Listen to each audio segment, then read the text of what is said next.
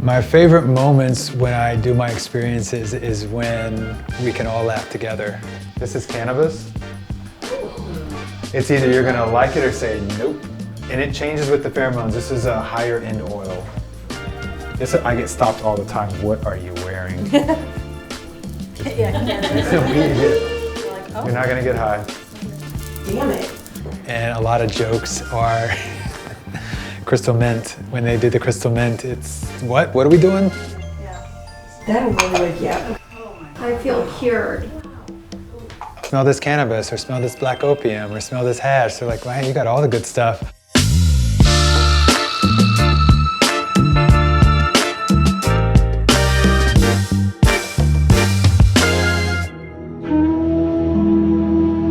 What is aromatherapy to you?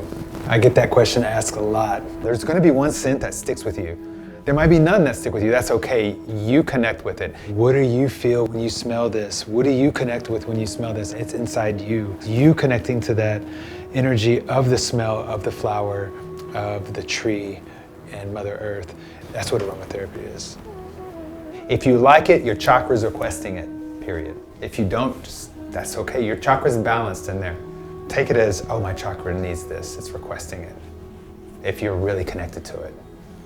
My intention when I create these aromatic activation experiences is to set them on a journey and to really connect with what they're smelling. I have in the lineup some very famous scents. These are recipes from ancient hieroglyphics in Dandara temples out of Luxor. The French went in, deciphered it, took it. Now France is completely the perfume capital. Egypt was perfume capital of makeup, fashion, reading, writing, and perfume, and many others. It can be as simple as a floral up to a woody, spicy. I feel like the florals are easy, bright memories. This is feminine, so step into your power with Cleopatra. So basically Cleopatra would have perfume bottles this big, lather herself up. You would notice she was around by her scent. They would smell the queen is near, and only she concocted this. This is Baccarat Rouge. If you've heard of Baccarat Rouge, it's a very expensive perfume. This is the exact same recipe. And then when you get into the grounding oils, it's more of, oh gosh, oh, it's like, it's hit me. This grounding is bringing me back. There's just a remembrance that happens that can bring out a lot of emotion in you. I'm like, take everything, just leave me this. It's very, very grounding when you mix the floriculture and the horticulture together. You know, nature's beautiful. And when working with one of the oil masters in Egypt, he says the plants on Mother Earth have an aroma our body and chemistry seek. That's why we're drawn to smells.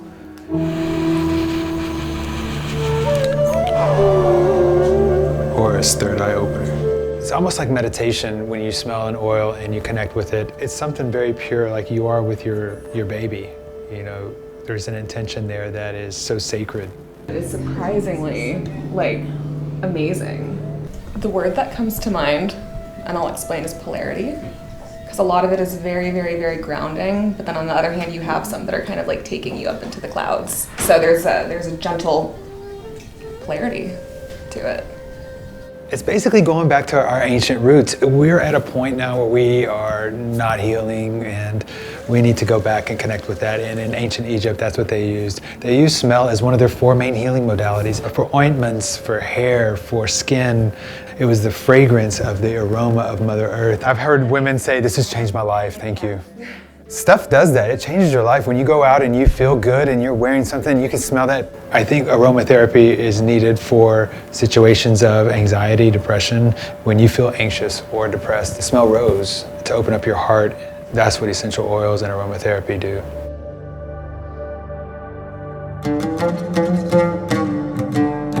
A remembrance is a feeling of your ancient spirit, you déjà vu.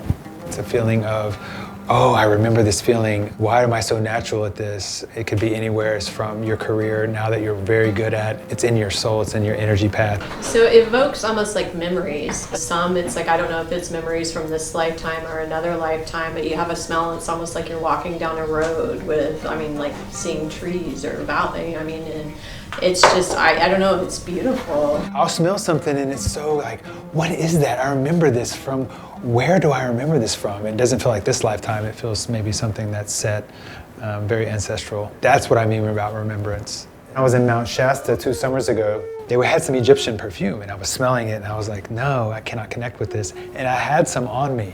And this woman saw me, she looked at me with this distortion and I kind of did this, like, what are you looking at me like this for? And she comes up to me and she says, I know why you're doing this. I just saw it. And she goes, you do Egyptian oils. You were 14 in Egypt. She said she just saw it all. You were in Egypt and you were working as an aromatic alchemist. And now you're back here to reclaim your legacy. You died and you're back here to reclaim your legacy.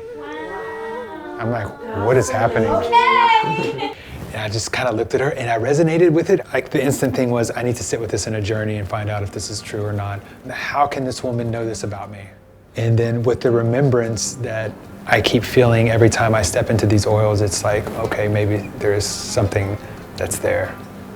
Did you get goosebumps? Yeah, I just did, just saying it still. Oh my God. I started going back to Egypt 3-4 times a year and just learning the process of, you know, how this is done. What have I been missing with this whole time? What has America been missing? We're not into fragrance. That's not a staple in America. You walk the streets in Egypt, you smell that oud, you smell that sweet, spicy amber, that musk. Being able to bring that back and share with people, people just love it.